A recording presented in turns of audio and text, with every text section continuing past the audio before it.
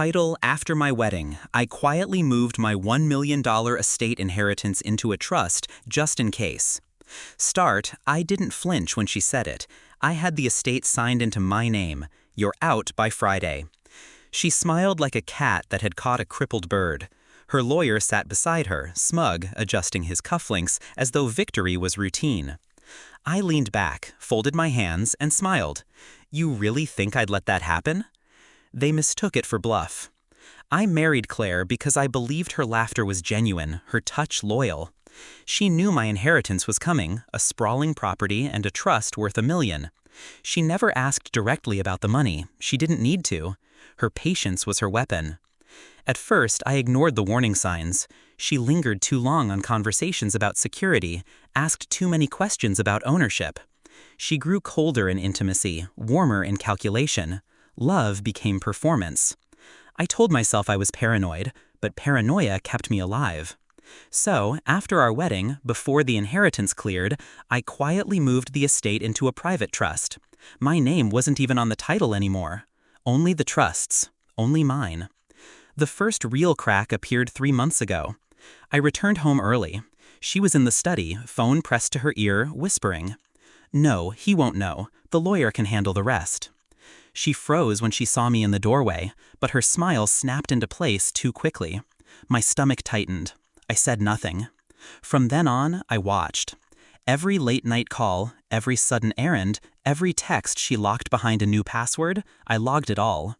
When her lawyer's name appeared on our phone bill 27 times in 1 month, I stopped wondering. Emotion wanted me to confront her, but emotion ruins precision, so I played the fool. I let her think I was distracted, buried in work. Meanwhile, I met with my own counsel. Ironclad trust documents.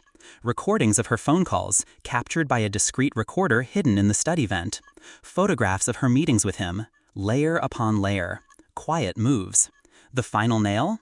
I updated the trust with a clause: anyone attempting to seize or falsify ownership would trigger automatic litigation, complete with criminal referrals. It was set, airtight. All I had to do was wait for her to spring the trap. Last week, she finally made her move. She and her lawyer strutted into the estate like they already owned it. She told me she had the title signed over. She told me to start packing. I only smiled. She thought the smile was weakness. 2 days later, they arrived again, this time with movers, trucks idling outside. The arrogance was breathtaking, but arrogance blinds.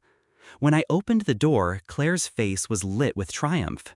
She started to say something snide until she saw him. My attorney stood on the porch beside me, leather folder in hand, calm, ready.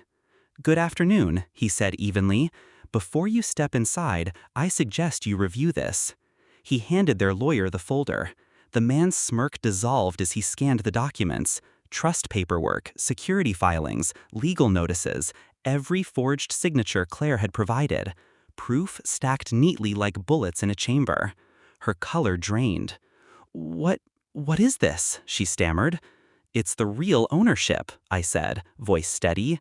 "This estate isn't mine. It isn't yours. It belongs to the trust. And the trust doesn't answer to you." Her lawyer swallowed, flipping pages, his arrogance wilting. "These signatures," his voice cracked. "They'll get her indicted." She turned to him, panicked. "You said it was airtight." He shook his head, sweat forming at his temples. "You didn't tell me about the trust." Her fury turned on me. "You planned this. You trapped me." "Yes," I said simply, "because I saw you coming." She lunged forward, voice trembling with desperation. "We're married. I deserve half." "You deserve exactly what you earned," I cut in, quiet but lethal. "And all you earned was exposure." My attorney handed her lawyer the final notice. Criminal fraud, forgery, conspiracy. Enough to ruin them both. The movers behind her whispered, shifting uneasily, sensing the storm. Trucks rumbled in the driveway, waiting for orders that would never come. Claire's bravado shattered, her eyes filled with something I hadn't seen in years: fear. They left without a word. No furniture moved, no laughter, no victory. Just silence and the sound of their footsteps retreating across gravel. The next morning, subpoenas went out. Her lawyer's practice is under investigation. Claire herself faces charges that will stain her record permanently. And me? I sit in the study, sipping coffee, listening to the quiet hum of a house that still belongs to me. I think back to the night I first heard her whisper into the phone, the moment I knew she was gone, even before she tried to bury me. That was the night I stopped loving her. This wasn't revenge for the money, it was justice for the betrayal. She thought marriage was a con. She thought I was prey. But I was never prey. I was the trap. And when it snapped shut, I didn't feel joy. I didn't feel pity. I felt peace.